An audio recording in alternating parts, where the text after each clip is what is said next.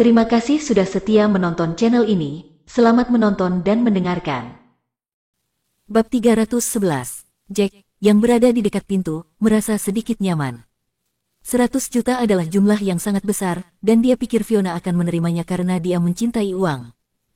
Dia tidak tahu Fiona akan menahan godaan dan menolak mereka. Jack berjalan menuju ke pintu, lalu mengetuknya, seolah-olah dia tidak tahu apa-apa. Siapa itu? Trio di ruangan itu terkejut. Neil dan Ken dengan cepat menyembunyikan paket obat-obatan dan kartu banknya. Ibu mertua, aku kembali. Apakah Selena sudah pulang kerja? Jack berteriak ke kamar, dengan suara yang sengaja dia keraskan. Oh, belum. Dia harusnya segera pulang kerja, kenapa kamu tidak menjemputnya? Fiona merasa bersalah dan ingin Jack pergi. Baiklah, aku akan menjemputnya. Jack segera pergi dengan mobilnya. Fiona akhirnya santai setelah Jack pergi. Dia menepuk dadanya, dan berkata dengan penuh syukur, "Ya Tuhan, aku sangat takut. Jika dia melihat kalian berdua, dia mungkin akan memukuli kalian. Dengarkan aku, orang ini memiliki temperamen yang buruk, dan kadang-kadang dia keras kepala. Dia tidak pernah mendengarkan nasihat. Bibi, kamu harus memikirkannya lagi. Ini 100 juta. Ken tidak berdamai dengan keputusan Fiona. Kami akan pergi dulu, dan Anda dapat menelepon kami setelah Anda membuat keputusan. Ini hanya tugas sederhana. Obat ini sulit dideteksi, karena tidak berwarna dan tidak berasa. Selain itu, butuh waktu untuk racunnya bekerja. Awalnya, gejalanya hanya flu, demam, dan kelelahan. Hingga, butuh 1 bulan penuh sebelum dia meninggal. Pergi, kita akan bicarakan ini lain hari. Fiona sangat terkejut dengan kedatangan Jack yang tiba-tiba, dan dia merasa lega setelah mengirim kedua tuan muda itu pergi. Keduanya terlalu berlebihan. Mereka ingin menggunakan cara tercela seperti itu untuk mendapatkan Selena. Aku tidak berani memprovokasi orang seperti mereka, Fiona berbicara dengan ketakutan setelah dia mengusir mereka.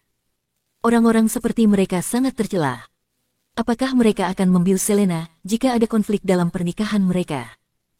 Atau, akankah mereka memberi racun itu kepadaku jika ada konflik di masa depan? Orang miskin seperti Jack jauh lebih bisa diandalkan daripada mereka. Jelas bahwa, kesan Fiona tentang Jack telah berubah setelah Jack memberinya uang 2 kali dan membantunya mendapatkan kembali 3,8 juta. Poin terpenting adalah, gaji bulanan yang diterima Jack. Dia memiliki pendapatan tahunan yang lebih dari 200 juta. Karenanya, mengapa dia perlu membunuh seseorang hanya dengan 100 juta? Meskipun dia tidak menyukai Jack dan ingin mengusirnya, dia tidak berani berpikir untuk membunuhnya. Jika Selena dan Kylie mengetahuinya di masa depan, mereka akan membencinya.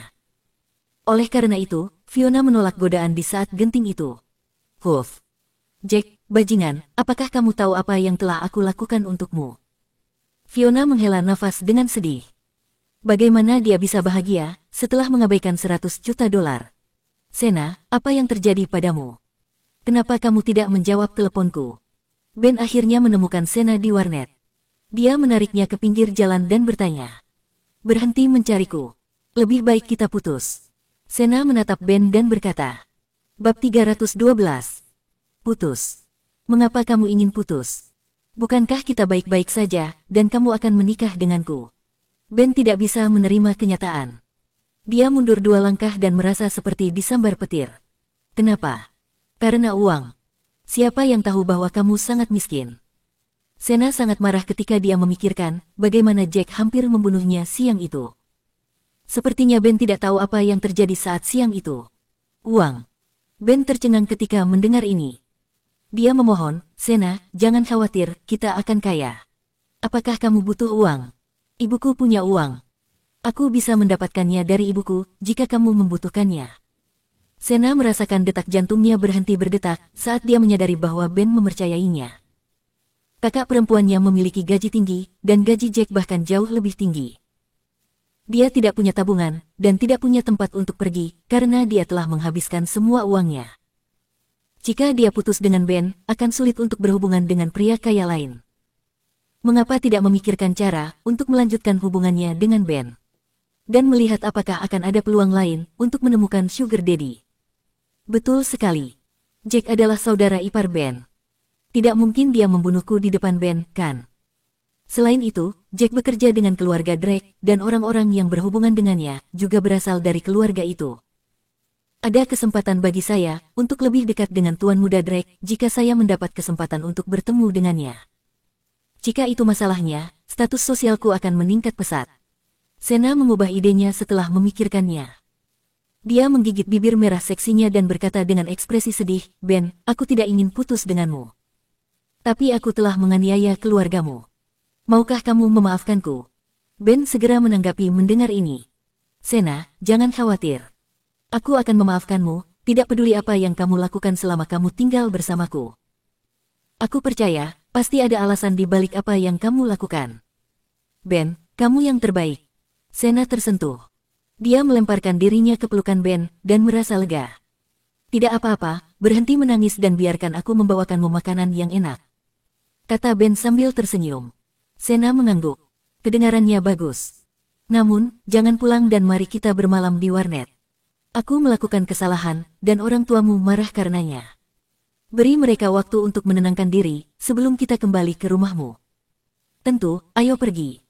Aku akan mengajak kamu, untuk pusreng di Honor of Kings. Ben sangat senang. Dia ketakutan saat Sena meminta putus. Dia tiba-tiba merasa, seolah-olah dia telah menemukan sesuatu yang hilang, dan yang dia inginkan hanyalah menghargai wanita ini dalam pelukannya. Keduanya pergi dengan cepat. Ketika Jack melewati taman kanak-kanak dengan mobilnya, dia menoleh dan wajahnya menjadi gelap ketika dia melihat apa yang dilihatnya.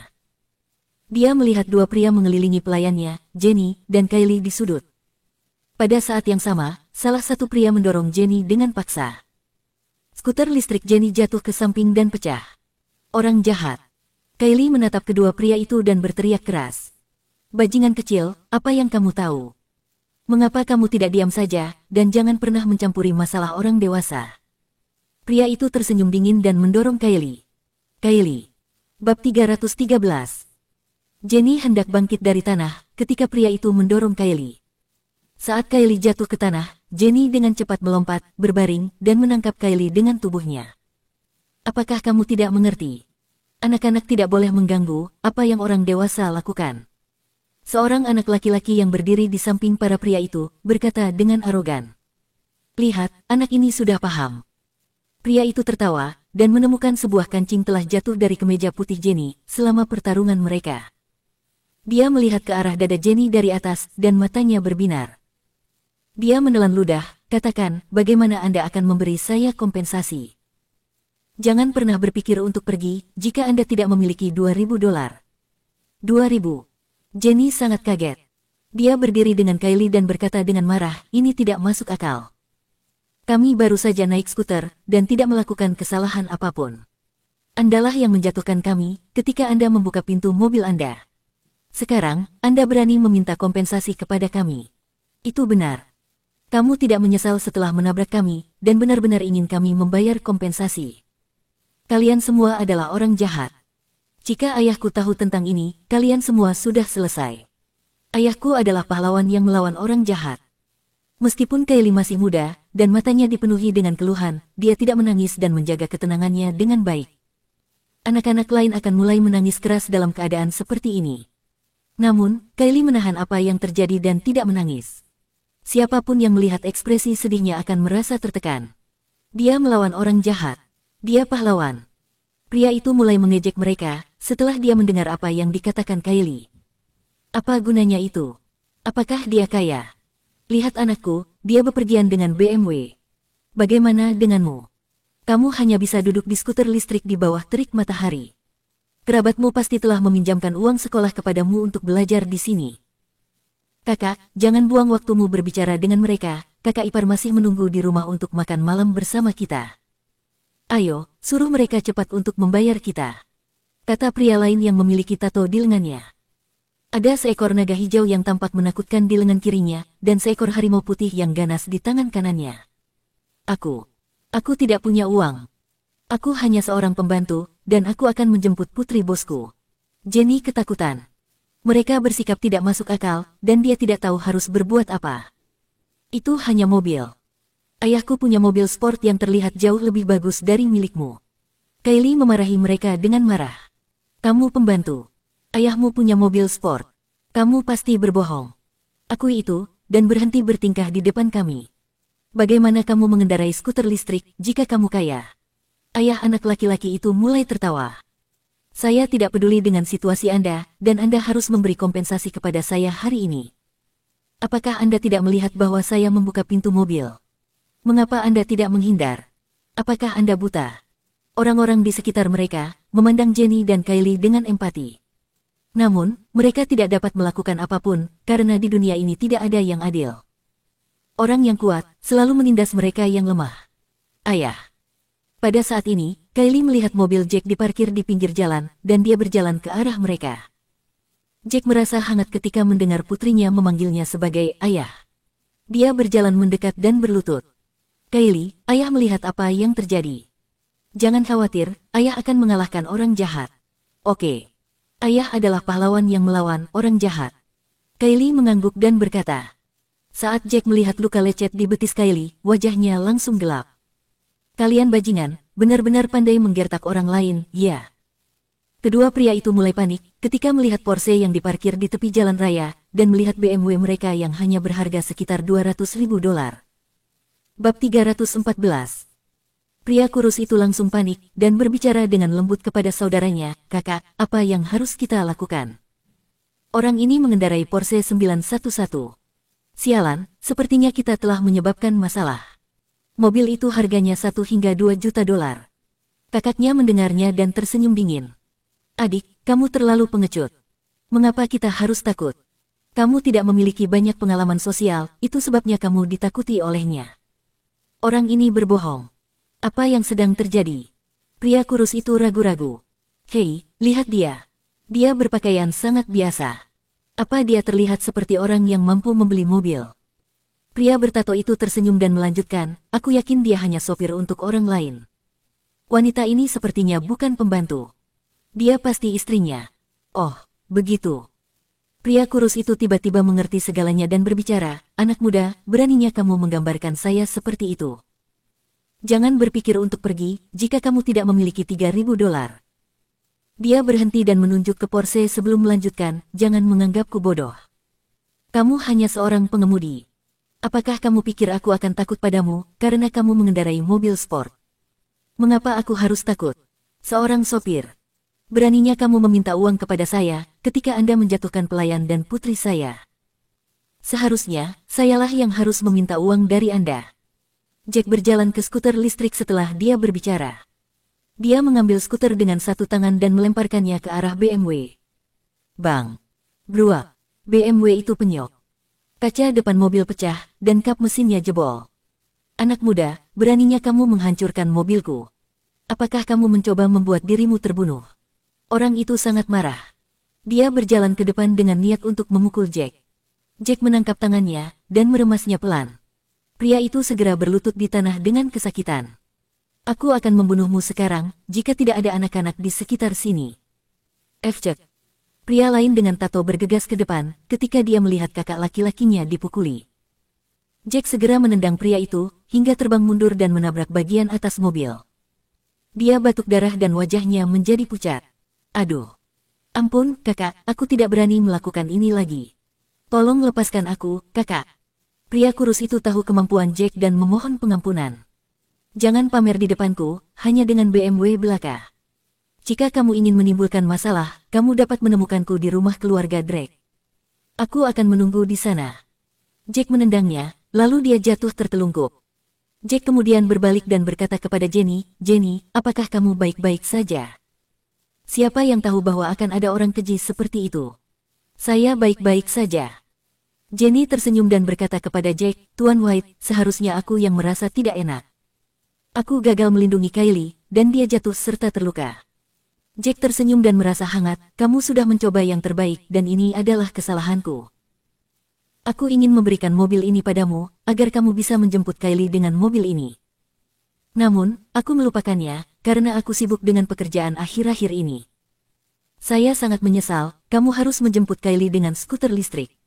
Jack melanjutkan, karena skuter listrikmu rusak, mengapa kamu tidak mengendarai mobilku? Aku akan mencari taksi untuk menjemput Selena nanti. Tidak. Tidak. Saya tidak cukup berani untuk mengendarai mobil mahal seperti itu. Lagi pula, Saya tidak mampu membeli bensin untuk mobil ini, itu tidak cocok untuk saya. Saya akan panik jika saya mengendarainya. Jenny dengan cepat melambaikan tangannya dan berkata. Jack melihat sekeliling, dan menemukan sebuah dealer mobil Audi 4S di seberang tempat mereka berada. Bagaimana jika aku membelikanmu Audi? Tidak harus terlalu mahal, jadi bagaimana dengan A6? Aku akan memberikannya kepadamu sebagai hadiah, dan kamu dapat menggunakannya untuk menjemput Kylie di masa depan. Bab 315. Jack berbicara setelah memikirkannya. Omong-omong, jika ada yang bertanya padamu tentang mobil itu, jangan beritahu mereka bahwa aku membelinya. Katakan saja, pacarmu memberikannya padamu, oke. Tapi, mahal sekali. Bukankah Anda harus berdiskusi dengan Nona Selena sebelum memberikannya kepadaku? Ucap Jenny malu. Dia sangat terkejut karena Audi A6 tidaklah murah. Jack benar-benar mengatakan bahwa dia akan memberikan padanya dan itu akan menjadi miliknya di masa depan. Dia hanya seorang pelayan dan tidak pernah membayangkan bahwa dia akan bisa mengendarai mobil seperti itu. Apa yang membuatnya tidak bisa berkata-kata adalah ketika Jack berkata bahwa dia ingin memberikan Porsche itu padanya. Dia hampir pingsan karena itu. Kenapa kita perlu berdiskusi? Itu tidak terlalu mahal. Jangan beritahu dia tentang ini, oke? Jack tersenyum dan mengingatkannya. Oh, oke. Baiklah. Jenny mengangguk. Dia merasa bahwa bosnya menjadi semakin misterius. Sepertinya dia bukan orang biasa. Setidaknya, dia membawa uang kembali dari tentara. Dia tampaknya telah menerima jutaan dolar ketika dia pensiun sebagai veteran. Jack mengangkat Kylie, melihat luka di kakinya dan bertanya, Kylie, apakah sakit? Tidak. Kylie sangat senang melihat ayah melawan orang jahat. Aku ingin melawan orang jahat juga ketika aku dewasa. Kylie memiliki senyum polos di wajahnya. Baginya, Jack seperti gunung yang tinggi dan kuat. Selama ayahnya muncul, orang-orang jahat hanya bisa berlutut dan memohon pengampunan. Makan permen ini. Luka di kakimu akan cepat sembuh setelah kamu memakannya. Jack tersenyum dan mengambil pil hitam kecil. Ingat, telan sekaligus. Oke. Kylie mengangguk dengan serius dan menelannya sekaligus. Kylie mengerutkan kening setelah dia menelannya dan merasa seolah-olah dia telah ditipu. Ayah, mengapa rasanya pahit? Gadis bodoh, obat biasanya memang pahit. Jack mengelus kepala Kylie dan mencium pipinya. Rasa memiliki dalam keluarga ini benar-benar menyenangkan. Jack berbicara dengan Jenny dengan malu setelah mereka berjalan selama beberapa waktu dan menemukan ada sesuatu yang salah. Jenny, kamu sepertinya kehilangan sebuah kancing baju. Jenny menunduk untuk melihat, dan wajahnya memerah menjadi warna merah cerah. Meskipun Jack mengingatkannya dengan niat baik, itu masih membuatnya sangat malu. Kakak, sepertinya kita salah menilai. Wanita itu benar-benar pelayan. Lihat, dia akan membeli A6 untuk pembantunya, hanya untuk menjemput anaknya ke sekolah. Dia bermaksud memberikan Porsche itu kepada pelayan. Dia akan melakukan itu jika pelayan itu tidak menolaknya. Jack, kita benar-benar bertemu seseorang yang tidak bisa kita provokasi. Pria bertato itu akhirnya turun dari atas mobil dan berbicara dengan darah di sudut mulutnya. Pria kurus itu mengejang beberapa kali, menatap mobilnya dan berkata, ini semua salahmu. Kerugianku sekarang lebih besar karena kesalahan penilaianmu. Kita telah tertabrak skuter, mobil telah hancur, dan kita bahkan tidak berani meminta kompensasi.